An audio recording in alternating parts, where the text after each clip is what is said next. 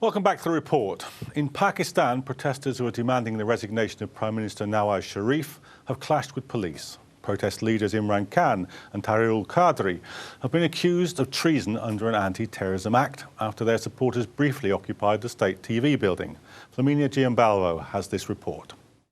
Pakistan's government registered a treason case this morning against opposition leaders Imran Khan and Dr. Tahir-ul-Qadri, who have been fueling anti-government protests which began on the 15th of August.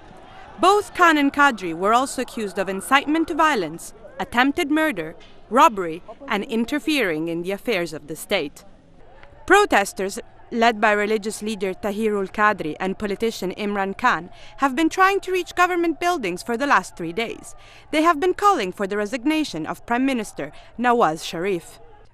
Pakistan's powerful military said on Sunday it would not be using any violence to contain protesters. It said in a statement, "Further use of force will only aggravate the problem. The situation should be resolved politically without wasting any time and without recourse to violent means."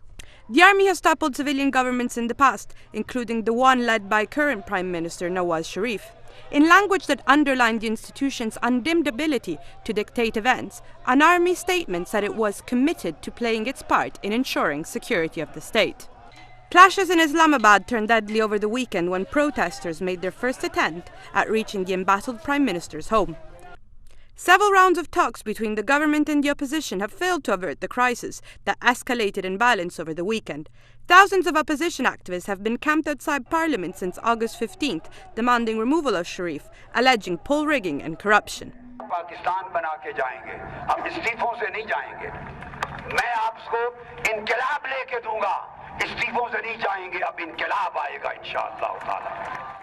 Order has been provisionally restored on the streets of Islamabad as protests continue in a non-violent fashion. But with the country more polarized than ever, the ability of Mr. Sharif to hold on onto his third term seems severely compromised. Flaminia Giambalvo, The Report. Well, to discuss all this, we have journalist Hamad Ali and Dawood who's a supporter of one of the protest leaders, Tahir-ul-Qadri. Welcome to the programme, both of you. Hamad, are we 2 steps away from another coup?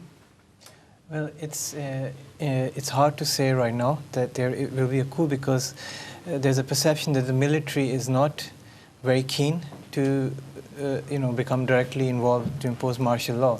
Today there was a meeting between Prime Minister Nawaz Sharif and Raheel Sharif, the Chief of Army Staff, and it's interesting that so far there has not been, after so much that has happened, the military has not intervened. There were protesters who, attacked or went inside the state television PTV offices today, and there have been a lot of reasons you can say if the military was looking for an excuse, they would find a lot of reasons to intervene. So far they haven't, but it all depends on Prime Minister Nawaz Sharif, how he continues to play his cards, because he's been making a lot of, if I'm being very kind, you can say errors, but he's been making a lot of bad moves, and that could potentially change the scenario. So it has to be seen. What do you think? Do you think the army is about to step in? I mean, they're clearly not doing it immediately, but since the last time we discussed this on the report, I mean, Hamad was here, that they're now making more definite noises about what they want to happen. Do you think if that doesn't happen, then we're looking at some direct intervention? I don't see that happening. As Mr. Ali has said, that army, if they wanted to intervene, they have had loads of chances before.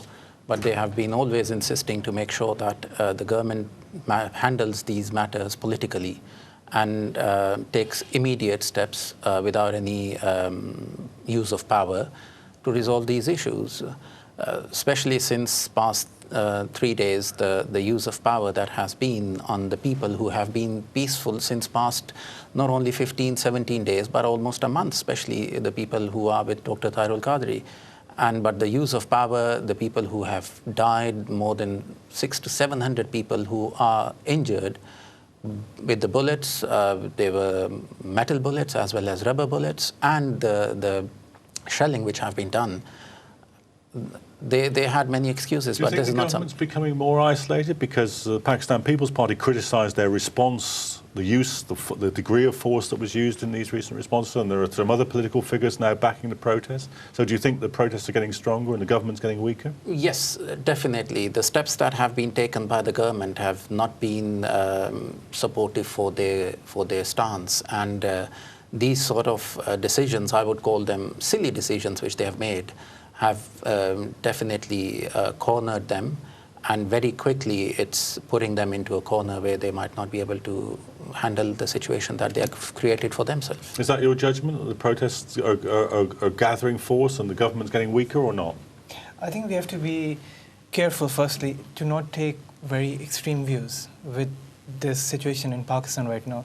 You know, it's wrong to say that the pro-government view that these people who are protesting, that they are hooligans or they are terrorists or they are this or that. Or treasonous. Or treasonous now in this case. But it's a very strong view to take. At the same time, we shouldn't say that all of these protesters are carrying roses, and there have been images, there have been instances of protesters who have got stakes, who have resorted to violence as well. But the overwhelming violence so far has been by the police against the protesters.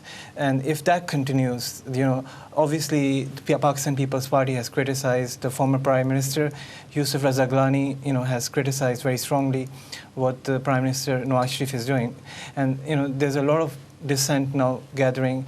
A lot of the news channels in Pakistan are also now have been criticizing what the government, the way it has been handling situations, So it seems like they're just their own enemy right now. The government is, they didn't need to. If the protests had continued like this, in a peaceful manner, of course, we would be somewhere. Yes. So, okay, I mean, you both seem to be agreed that that the government has been mishandling this. That the latest episodes of the use of force has further isolated it, and that they're being criticised by people who weren't being criticised before. But neither of you think that the army is going to intervene. So, what do you think will happen if the government gets weaker, the protesters are more effective, and it looks like the government could fall? Now, in some states, the government would fall, call a new election, and so forth and so on, and people wouldn't like it, and they'd say this was as a result of extra parliamentary force, but there wouldn't be necessarily a military question. Do you think that's how it's going to happen, or do you think 2 steps down the road? I mean, the Pakistan military is never very far from direct political interference. Yes, the military has never been far, but to the extent that they have bared this time is something which has never happened in the history. And even up to yesterday, the press release of the military was very clear, loud and clear, giving a clear message that the politicians need to sit together and solve the issue. Now, to sit together, it's important that the government takes some steps which shows that they are serious in doing some negotiations, which will facilitate these 2 big parties which are on the ground peacefully protesting for past more than 2 weeks. So if there are no serious steps, or if they don't show that they are serious and they want to resolve these issues, there's no point. The protest will get stronger, and especially with the sort of means which they have adopted since past 2 days of this state power, killings of people and in hundreds, injuries in hundreds. Even today there have been live ammunition fired. One of the peaceful protester of Imran Khan has been killed today with an ammunition fire straight in his head. And that's something which is not ever going to lead in the favor of the government. And I think what I would say is that what is dangerous in this situation, is that if both sides refuse to budge from, their positions of, Imran Khan and Tahir-ul-Qadri are saying that, they need to resign, the Prime Minister Nawaz Sharif needs to resign, as well as the Punjab, Chief Minister Shehbaz Sharif, he needs to resign. And then the government so far, Nawaz Sharif has taken a very strong view that he's not going to resign. Although, despite, the killing of so many people, the injuring of people, and what concerns a lot of ordinary Pakistanis, although they dislike the politics of Nawaz Sharif, they're also concerned about stability of the country, because we have seen what's happened in in other countries, in Libya, in Syria, in Ukraine, wherever, wherever people take very hard views, and then you start seeing street protests starting to turn violent. And obviously the violence by the protesters, if there any violence, would play favorably into the hands of the government, because then they can, say, look, this is the kind of protests. I think the first 2 weeks of these protests were very peaceful.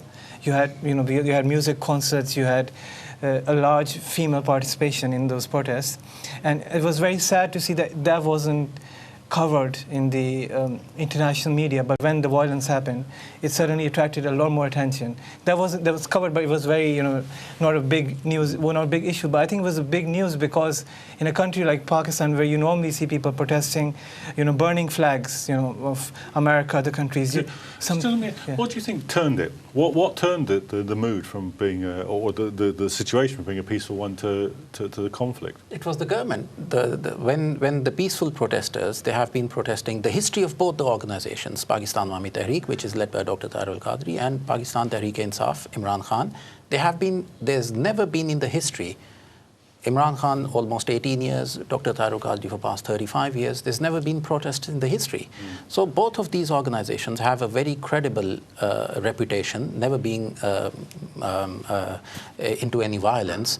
So if they are protesting, especially in Islamabad for past 17, 18 days, they just made a move. They said, okay, our protest has been in front of the parliament, now we are moving in front of the Prime Minister's house, because both of the political parties were saying that the Prime Minister of Pakistan needs to resign to ensure that the investigations or whatever form of committees or judicial commissions are made, they are able to investigate without any pressure of the government.